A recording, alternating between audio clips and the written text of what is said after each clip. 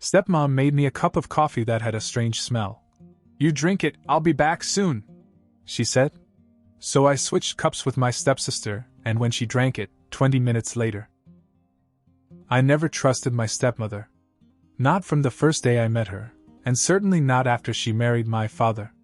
She had this way of smiling at him like he was the best thing that ever happened to her, but the second his back was turned, that smile disappeared, especially when she looked at me. She never wanted me around. I was just an inconvenience, a reminder that my father had a life before her. She never said it outright, but she made it clear in every other way. I only went to her house to see my dad. He was a surgeon, always busy, always working. When he was home, it was all about them, his new wife and their daughter, Kelly. He never had time for me separately, and honestly, I think that's the way my stepmother wanted it. If I wanted to spend time with him, I had no choice but to go to her house. Every time I went over, it was the same. Awkward conversations, constant tension, and Kelly acting like I was invading her space. She was just like her mother, spoiled, manipulative, and always ready to pick a fight. We never got along. She hated me, and I wasn't much of a fan of hers either. That day, my stepmother called me out of the blue. She said she needed to talk to me about something important, and that I needed to come over while my dad was at work. She wouldn't say what it was. Just that it was serious. I didn't trust her. Not even a little. But curiosity got the better of me. When I got there, she was nice. That alone was strange. She wasn't the type to pretend to be nice to me unless my dad was around, and he wasn't. She smiled, told me to sit down, and said she'd make me some coffee. That's when I knew something was wrong. She never did anything for me. Not unless there was a reason. I sat at the table and watched her move around the kitchen, too smooth, too quiet. After a few minutes, she set a cup in front of me. "Drink it, I'll be right back," she said. She didn't sit with me. She didn't wait for me to take a sip. She just set it down and walked away. I hesitated before picking up the cup. The smell hit me first, something bitter, something wrong. I looked down and noticed that something at the bottom hadn't dissolved. A thick, gritty residue. I wasn't paranoid by nature, but my gut was screaming at me. Before I could react, Kelly burst in. "Mom, make me one too," she whined. She barely looked at me, just plopped down in the chair across from me like I wasn't even there. Typical. My stepmother didn't answer right away. She looked uncertain, as if she was thinking about something. Then she sighed and went back into the kitchen. A minute later she returned with another cup. But instead of putting it down, she just held it. She looked at me, then at Kelly, then back to the cup in her hand. Something was going on in her mind. I could see it. Then suddenly she put it down. "I have to go out for a few minutes," she said. And just like that, she was gone. I stared at the two cups.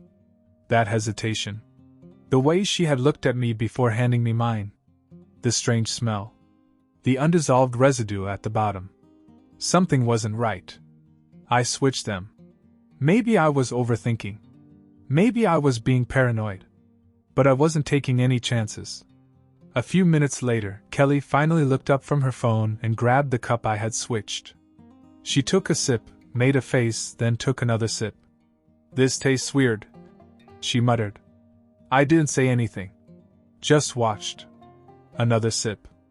Then another. 5 minutes passed. She rubbed her forehead. "Ugh, why do I feel so dizzy?" I sat up straighter. Kelly blinked a few times, as if she was having trouble concentrating. Then she looked at me, confusion all over her face. "Did you put something in there?" she accused. Her voice was lower now, as if she was losing energy. Were you trying to poison me?" "I didn't mean to." She never finished the sentence. Her eyes rolled back and she collapsed. I barely caught her before she hit the ground. For a second, I just stood there, my heart pounding in my chest. Kelly was a dead weight in my arms, her body completely limp. This wasn't just dizziness.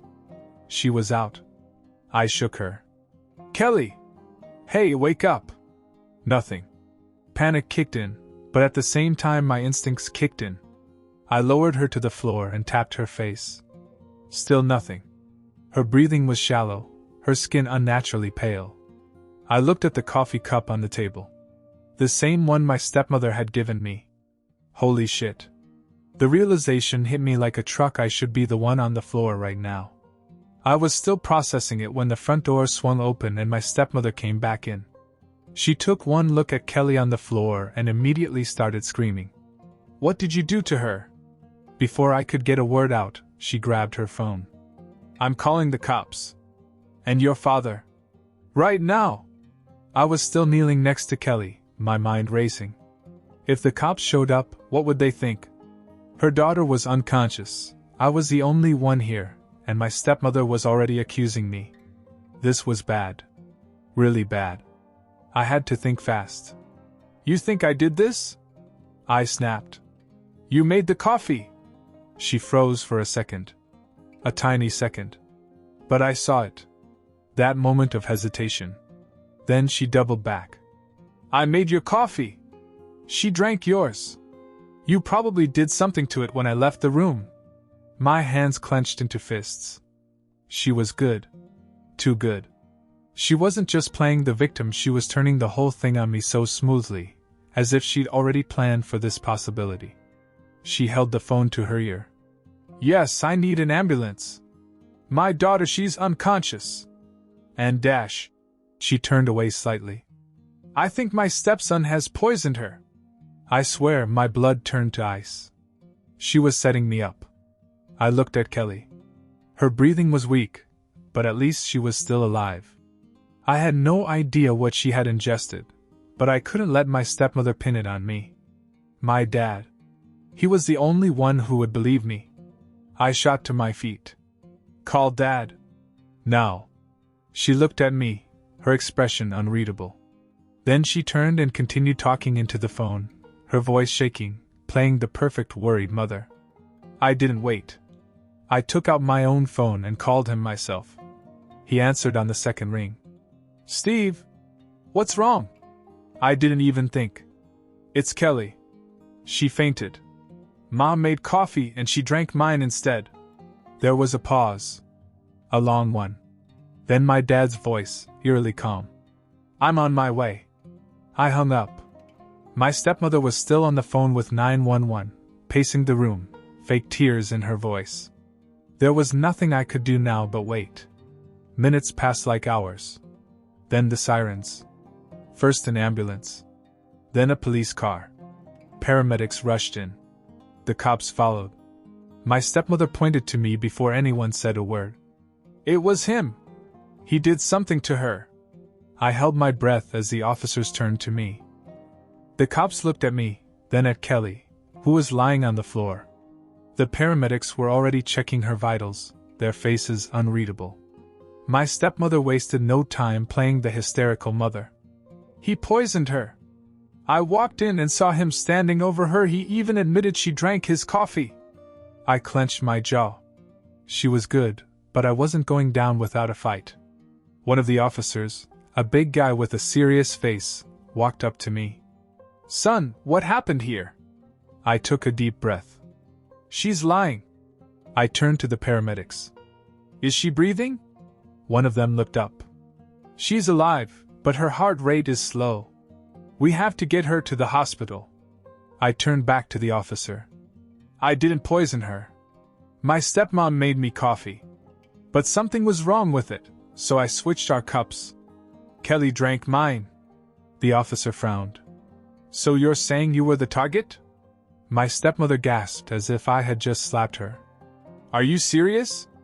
You're actually listening to him? He hates us. Of course he's trying to pin this on me." One of the cops motioned for her to step back. "Ma'am, let us do our job." I kept my eyes on the interrogating officer. "Look, I don't expect you to just take my word for it. But if you test that coffee, I bet you'll find something in it. Something she put there." The tension in the room was thick. My stepmother was still putting on a show, wiping fake tears from her face, but I could tell she was nervous. She hadn't expected me to turn it on her. The front door burst open. My dad. He was still in his scrubs, as if he had left the hospital in a hurry. His eyes darted to Kelly, then to me, then to my stepmother. What happened? My stepmother ran to him, immediately switching her performance from blaming me to seeking comfort. Steve poisoned Kelly. I don't know why, but he dash. That's a lie, I interrupted. My father held up a hand. Enough. His voice was sharp, the kind of voice that made even the cops back off. He turned to the paramedics. How is she? We're taking her to the hospital now, one of them said. Dad nodded and looked at me again. Tell me everything. Right now, I exhaled. She called me over, said she had something important to talk about. When I got here, she was strangely nice. Made me coffee. I paused. But it smelled off. There was something in it. Then Kelly came in and asked for coffee, too. When my stepmother made hers, she hesitated before putting it down. As soon as she left the room, I switched them. Kelly drank mine. I could see my dad's brain working, putting the pieces together. Then the policeman next to me spoke. Sir, we need to take a statement from you as well. There are serious allegations here. Dad nodded slowly, his eyes fixed on my stepmother. Then I suggest you test the coffee. If there's anything in it that shouldn't be, I want to know. For the first time since this whole mess started, my stepmother actually looked scared. Everything happened quickly after that. The paramedics took Kelly to the hospital, and I could see how pale she was as they loaded her onto the gurney. She wasn't just passed out, whatever was in that coffee had really messed her up. The cops took the cup for evidence. One of them even told my stepmother that everyone in the house was under suspicion until they found out what was in it. That shut her up for a while. My dad didn't say a word to her. Not a word. He just grabbed his keys and told me to get in the car. We drove to the hospital in complete silence. When we got there, Kelly was already in a room, hooked up to monitors. A doctor was talking to the nurses and looking at her chart. My dad marched right over. What's wrong with her? The doctor recognized him right away. Dr. Carter, he said, looking surprised. She's showing signs of poisoning. We're running tests to confirm what it was, but whatever she ingested slowed her heart rate and dropped her blood pressure. She was minutes away from something much worse. My father's face didn't change, but I knew him well enough to see the tension in his jaw. Will she recover? She should be fine, the doctor said. We caught it in time. Dad nodded, but he didn't look relieved. He looked angry. He turned to me. You switched the cups? I nodded. Yes. Something was wrong with mine. That was when he knew. My dad wasn't stupid. He had spent his entire career saving lives. He knew the symptoms, he knew what poisoning looked like, and most importantly, he knew that if I had poisoned Kelly, I wouldn't have switched the cups. I saw it in his face. He believed me. But he didn't say it. Not yet. Instead, he just said, "Go sit with your sister." That word sister was different. He had never called Kelly that before in reference to me. I went into her room and sat down. She looked small in that hospital bed. Too small. Even though we had never gotten along, I had never seen her like this. I didn't know how to feel. An hour passed. Then two. Finally, my father came back in. He sat down across from me and let out a slow breath. The cops tested the coffee. I swallowed. And it was poisoned. I felt my stomach drop. They don't know what with yet, but there was something in it. Enough to make you sick. Maybe worse. I barely had time to process that before he added, "Your stepmother is still in the house. She doesn't know we have the results yet." I sat up straight. "What are you going to do?" My father's expression hardened. "I'm going to make her talk." I had never seen my father like this. He was always the calm, collected type, the guy who dealt with life and death situations every day without breaking a sweat. But now, he was furious. He walked out of the hospital without another word, and I knew exactly where he was going. I stayed with Kelly. She was still unconscious, but the doctors said she was stable. I sat there staring at her, feeling a strange mixture of guilt and relief. Guilt because she was only in that bed because I switched the cups. Relief that I wasn't the one lying there hooked up to machines. Time passed slowly. I had no idea what was going on in the house, but I knew my father. He wasn't going to let this go. Then my phone rang. It was him. "Come home," he said. His voice was tense. I didn't ask any questions. I just got up and left. When I got to the house, my stepmother was sitting on the couch, arms crossed, face pale. My dad was standing over her, hands on his hips, looking at her like she was something disgusting stuck to his shoe. I had never seen her look so trapped. Dad turned to me. "Sit down." I did. Then he looked back at her. "Tell him what you just told me." She hesitated. I could see her jaw clenching, as if debating whether to lie again. Then, finally, she spoke. "I didn't mean for this to happen." My stomach twisted. Dad didn't say anything. He was waiting. She swallowed hard. I love you. I love us. And he..." She shot me a look, her eyes cold. "He's always been in the way." The way she said it made my skin crawl. Like I wasn't even a person to her. She looked back at my father. "We had a life before he kept showing up. Before he started taking your attention away from us." My dad's face was unreadable. "So you decided to kill him?" Her lips trembled. I thought maybe if he wasn't around, things would go back to the way they were before." I felt sick. Dad's voice was deadly calm. "You poisoned my son." She shook her head quickly. "I just wanted him to get sick. Just enough so he wouldn't come around. I didn't mean to kill him." I laughed. I actually laughed. "Yeah? Well, congratulations. You almost killed your own daughter instead." She flinched. For the first time, I saw real horror in her eyes. As if she hadn't fully processed it until that moment. Dad stepped forward and lowered his voice. "This is what's going to happen." She looked up at him, frantic. "Please!" He cut her off. "You're going to tell the police exactly what you just told me. And if you don't dash..." He leaned closer. "You'll never see another dime of mine. No money.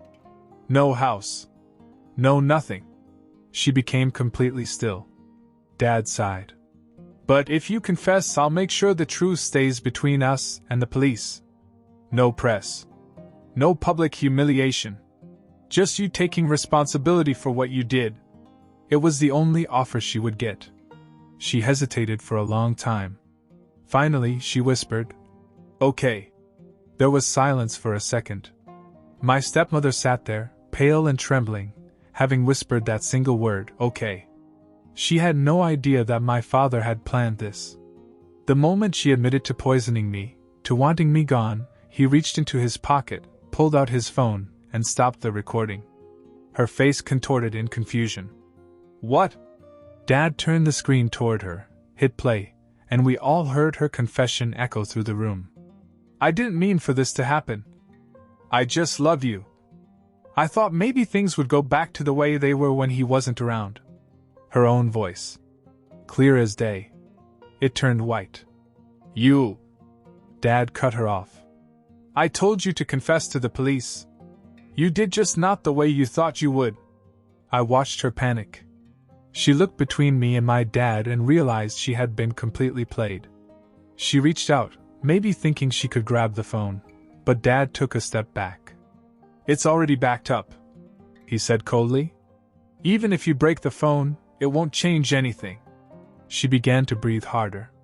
You said this would stay between us." He crossed his arms.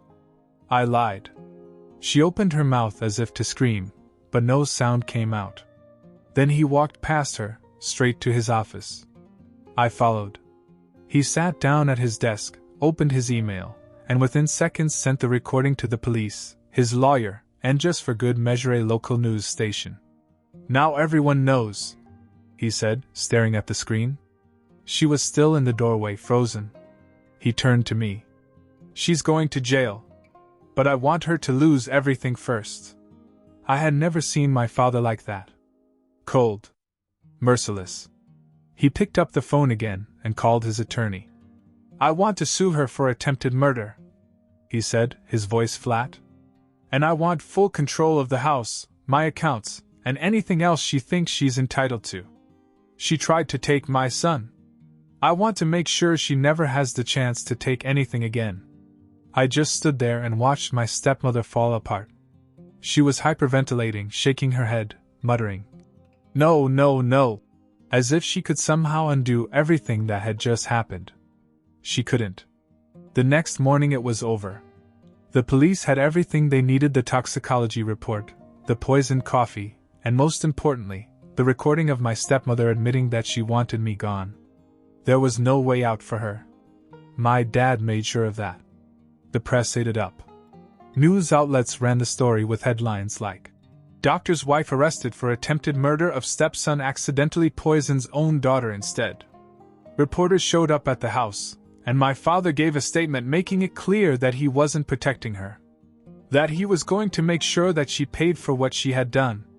When they arrested her, she went completely crazy. She screamed that it was all a lie, that I was the manipulator, that my dad was turning everyone against her. But it didn't matter. The evidence spoke for itself.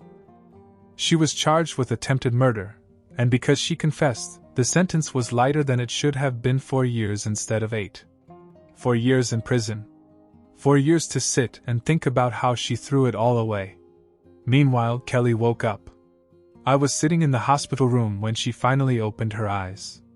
She looked at me, confused, her voice weak. "What happened?" I hesitated, then said, "You've been poisoned." She frowned, still groggy. "Poisoned?" I sighed. "Yes. Mom put something in my coffee. I switched our cups." It took a second for that to sink in. Then I saw it the moment she understood. Her whole body tensed. "Mom did that?" I nodded. She didn't say anything at first. Just stared at the ceiling, processing.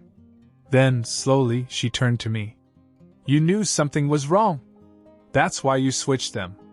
"Yes." She swallowed hard. "So, if I hadn't asked for coffee, you'd be in this bed?" I nodded again. She closed her eyes for a moment, and took a shaky breath. "Where is she now?" "Jail." She winced, but I could tell she wasn't surprised. Then she finally whispered, "I hate her." And for once, I didn't argue with her. A few days later, Kelly was released from the hospital. My dad didn't waste any time helping her find a place of her own, a small rented apartment in the city, away from all the memories of what had happened. He paid for everything, told her she didn't have to worry about anything. He just wanted her to be well. Before she left, we sat together in the living room, the house feeling emptier than ever. She looked at me for a long time and finally said, "I don't hate you." I blinked. "I mean, I did," she admitted. "For a long time. But you were also just a victim in all of this." She looked down at her hands. "And I guess if you hadn't been suspicious, I'd be dead right now." I didn't know what to say. She sighed. "I still lost 13 pounds in the hospital, by the way. So thanks for that." I grinned.